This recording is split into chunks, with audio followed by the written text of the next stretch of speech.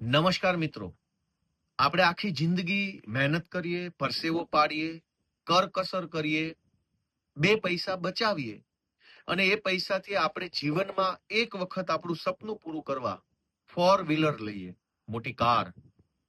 એ વખતે આપણને વિકલ્પ મળે છે કે ડીઝલ વાળી કાર લેવી, કે ઇલેક્ટ્રિક કાર લેવી, કે પેટ્રોલ વાળી લેવી, કે પછી પેટ્રોલ અને ઇલેક્ટ્રિક બંને મિક્સ આવતી હોય એવી લેવી.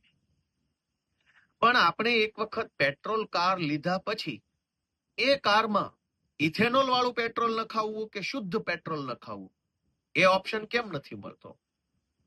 મારી ગાડી છે તો મરજી પણ મારી હોય કે હું મારી ગાડીમાં કયું પેટ્રોલ નખાવીશ. રિલાયન્સના પંપથી નખાવીશ, નયારાથી નખાવીશ, એચપી થી નખાવીશ, કયા પેટ્રોલ પંપેથી કયું પેટ્રોલ નખાવીશ એ ચોઈસ હોવી જોઈએ. અને હમણાં સુધી હતી જ. હમણાં સુધી એવું હતું કે શેલના પેટ્રોલ પંપમાં પ્રીમિયમ પેટ્રોલ આવતું હતું. અમુક જગ્યાએ અનલીડેડ પેટ્રોલ પંપ આવતું હતું, એટલે કે શીશા વગરનું, શીશા વાળું પેટ્રોલ, શીશા વગરનું પેટ્રોલ, પ્રીમિયમ પેટ્રોલ, આ કેટેગરી આવતી હતી. એના અલગ અલગ ચાર્જ હતા. અનલીડેડ નખાવો તો એટલો ચાર્જ, પેલું પ્રીમિયમ નખાવો તો એટલો ચાર્જ. પણ અત્યારે જબરજસ્તીથી ભાજપની સરકાર ઇથેનોલ E20 પેટ્રોલ, એટલે કે પેટ્રોલની અંદર 20% ઇથેનોલ મિલાવટ કરેલું પેટ્રોલ જબરજસ્તીથી દેશની જનતાને આપવામાં આવી રહ્યું છે. આના કારણે બે ત્રણ નુકસાન થાય છે. એક, કે જ્યારે પેટ્રોલ જ 100% પેટ્રોલ નથી, એની અંદર 20% ઇથેનોલની મિલાવટ છે, તો પછી પેટ્રોલનો 100% પેટ્રોલનો હોય એવો ભાવ કેમ? 20% મિલાવટ છે તો ભાવ પણ 20% ઓછો હોવો જોઈએ, કે E20 પેટ્રોલનો ભાવ 70 રૂપિયા, શુદ્ધ પેટ્રોલનો ભાવ 90 રૂપિયા. આ તો મિલાવટ 20%, ભાવ 100%. તો જનતાને અહીંયા એક લૂંટનો સામનો કરવો પડે છે. બીજું, કે આપણી ગાડીઓ જે બની છે એ ગાડી E20 કમ્પિટેબલ, એટલે કે E20 પેટ્રોલને એ ગાડી ચલાવી શકે, એના એન્જિન, એના સ્પેર પાર્ટ્સ બધા જે આવતા હોય એ એના માટે નથી બનેલા. તો પછી આપણી ગાડીમાં જબરજસ્તીથી E20 પેટ્રોલ નખાવવાની ફરજ કેમ સરકાર પાડે છે?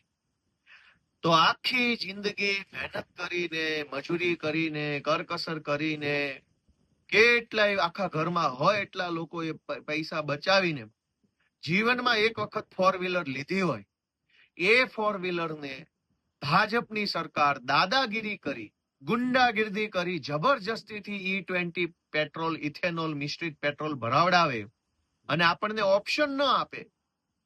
એની સામે દેશમાં એકમાત્ર વ્યક્તિ અરવિંદ કેજરીવાલ લડાઈ લડી રહ્યા છે.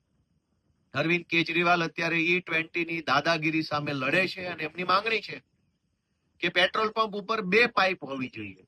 જે વ્યક્તિએ E20 પેટ્રોલ પુરાવવું હોય તો E20 ભરાવે, જેને શુદ્ધ 100% પેટ્રોલ ભરાવવું હોય એ 100% પેટ્રોલ ભરાવે. આ ઓપ્શન દેશની જનતાને મળવો જોઈએ. આપણે કોઈ હોટલમાં જઈએ તો હોટલ માલિક દાદાગીરી નહીં કરી શકે કે ફરજિયાત રીંગણાનું શાક જ ખાવું પડશે. મારે જે ખાવું હોય તે ખાઈશ અને મારે જે ખાવું છે એનું જેટલું પેમેન્ટ હશે એટલું પેમેન્ટ આપીશ. જેને પેટ્રોલ ભરાવવું છે એ 100% પેટ્રોલ ભરાવશે, એનું પેમેન્ટ આપશે. E20 વાળો E20 ભરાવશે, એનું પેમેન્ટ આપશે. સરકાર કેમ જબરજસ્તી કરે છે? તો આ બાબતે અરવિંદ કેજરીવાલે એક ઓનલાઈન પિટિશનની શરૂઆત કરી છે અને એની અંદર સ્ટોપ E20 petrol.com નામની એક વેબસાઇટ બનાવી છે. એની અંદર તમે જઈ અને તમારો વિરોધ નોંધાવી શકો છો, પિટિશનને સાઇન કરી શકો છો. ખૂબ ખૂબ આભાર. Follow for more updates. VRM9 News.